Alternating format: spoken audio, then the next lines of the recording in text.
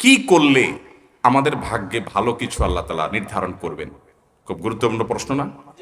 যে আমাদের জীবনে সৌভাগ্যবান আমরা কিভাবে হব, কিভাবে আমরা সৌভাগ্যের অধিকারী হব, ভাগ্য সুপ্রসন্ন হবে কি করলে? আল্লাহ তাআলা তো আগেই নির্ধারণ করে রেখেছেন, আমার এখন কিছু করার আছে কিনা।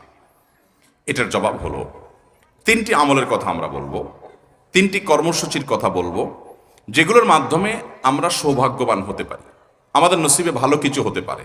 আরো অনেক আইটেম আছে, অনেকগুলো পয়েন্ট আছে, আমি শুধুমাত্র মৌলিকভাবে তিনটির কথা বলছি। সর্বপ্রথম কাজ হলো আল্লাহর প্রতি ঈমান আনতে হবে, আল্লাহর আনুগত্য করতে হবে, আল্লাহর দাসত্ব এটা আমাদেরকে করতে হবে, আল্লাহর আদেশ নিষেধগুলোকে মেনে চলতে হবে। আমার রব, আমার সৃষ্টিকর্তা, যার কাছে আমাকে ফিরে যেতে হবে। ইন্না লিল্লাহ, নিশ্চয় আমরা সবাই কার?